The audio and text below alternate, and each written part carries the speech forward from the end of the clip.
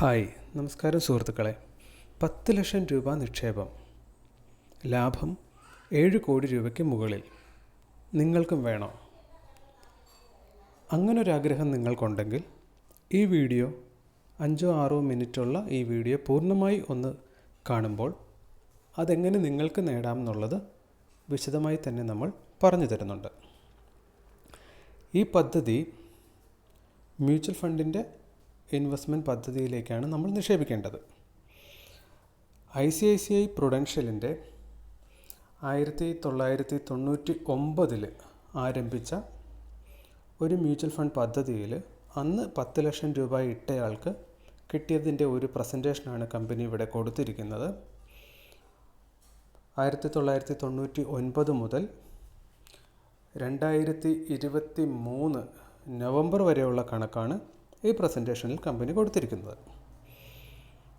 ഇട്ട ദിവസം മുതൽ ഈ പ്രസൻറ്റേഷൻ തയ്യാറാക്കുന്ന ഡേറ്റ് വരെ 19.21% ഈ പദ്ധതിയിൽ നിക്ഷേപിച്ചവർക്കെല്ലാം വരുമാനമായി കൊടുത്തിരിക്കുന്നത്. ഈ പദ്ധതിക്ക് ഇൻകം ടാക്സ് ബെനിഫിറ്റ് ഉള്ള ഒരു പദ്ധതിയാണ്. അതുകൊണ്ട് തന്നെ 3 വർഷത്തെ ലോക്കിൻ പീരീഡ് ഈ പദ്ധതിക്ക് ഉണ്ട്. ഇന്ത്യയിൽ ലോഞ്ച് ചെയ്യുന്ന ഇൻകം ടാക്സ് ബെനിഫിറ്റുള്ള എല്ലാ പദ്ധതികൾക്കും തന്നെ മിനിമം 3 വർഷമോ 5 വർഷമോ അതുപോലെയുള്ളൊരു കാലയളവിലേക്ക് ലോക്കിൻ പീരീഡ് ഉണ്ടായിരിക്കുന്നതാണ്. 10 ലക്ഷം രൂപയാണ് ആൾ ഇൻവെസ്റ്റ് ചെയ്തത്. ഈ പ്രസൻറ്റേഷൻ തയ്യാറാക്കുമ്പോൾ അദ്ദേഹത്തിൻ്റെ അക്കൗണ്ടിലുള്ളത് 7,15 ലക്ഷം രൂപയ്ക്ക് മുകളിലാണ്.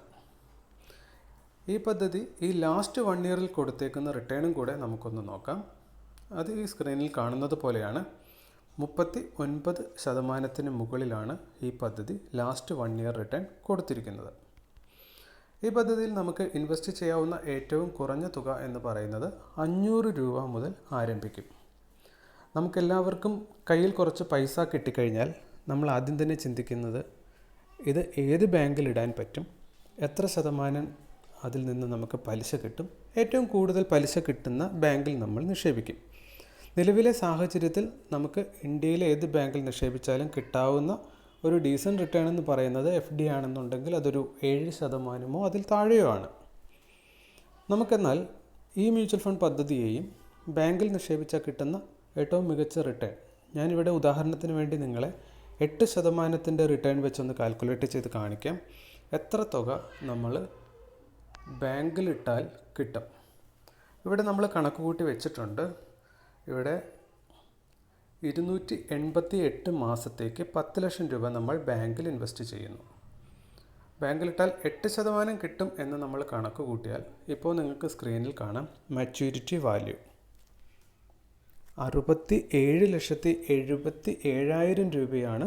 ബാങ്കിലേക്ക് 10 ലക്ഷം രൂപ 24 വർഷം നമ്മൾ ഡെപ്പോസിറ്റ് ചെയ്താൽ 8% പലിശ വെച്ച് കിട്ടിയാൽ നമുക്ക് കിട്ടാവുന്ന മാക്സിമം തുക.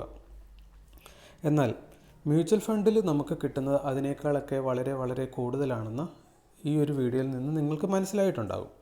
അങ്ങനെയാണെങ്കിൽ നിങ്ങളുടെ കയ്യിൽ എക്സ്ട്രാ വരുന്ന തുക 500 രൂപയ്ക്ക് മുകളിലുള്ള എത്ര തുകയും ആയിക്കോട്ടെ, ഒരു തവണത്തേക്കായിട്ട് ഒറ്റത്തവണയായി നമുക്ക് മ്യൂച്വൽ ഫണ്ടിൽ നിക്ഷേപിക്കാൻ അവസരമുള്ളതാണ്.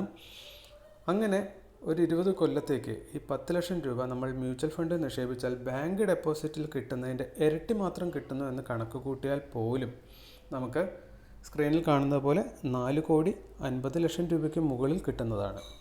ഇത്രയും ഒരു വലിയ റിട്ടേൺ നമുക്ക് മ്യൂച്വൽ ഫണ്ടിൽ നിന്ന് ലോങ് ടൈമിലേക്ക് കിട്ടുമ്പോൾ എന്തുകൊണ്ട് ആൾക്കാർ മ്യൂച്വൽ ഫണ്ടിൽ ഇൻവെസ്റ്റ് ചെയ്യുന്നില്ല? 2 കാരണങ്ങളാണ്. ഒരുപക്ഷെ ഈ ഒരു കണക്ക് നിങ്ങൾ ജീവിതത്തിൽ ആദ്യമായി കേൾക്കുന്ന ആളാവാം. ഞാൻ ഈ കാര്യങ്ങൾ സംസാരിക്കാൻ തുടങ്ങിയിട്ടൊരു 20 വർഷത്തിന് മുകളിലായി. ഞാൻ നേരിൽ കണ്ട് സംസാരിച്ച പല വ്യക്തികളും മ്യൂച്വൽ ഫണ്ടിനെ പറ്റി അറിയുന്നതോ അതിൻ്റെ ഈ വലിയ കണക്കുകൾ കേൾക്കുന്നതോ ജീവിതത്തിൽ അന്ന് ആദ്യമായിരുന്നു. അതുകൊണ്ട് തന്നെയാണ് നമ്മുടെ സമൂഹത്തിലെ 99% ആൾക്കാരും ഈ കണക്കുകളൊന്നും നിലവിലിപ്പോഴും അറിഞ്ഞിട്ടില്ല എന്നത് തന്നെയാണ് സത്യം. അപ്പോൾ നിങ്ങൾക്ക് ആവശ്യമായ സഹായങ്ങൾ നമ്മൾ തീർച്ചയായും ചെയ്തു തരുന്നതാണ്.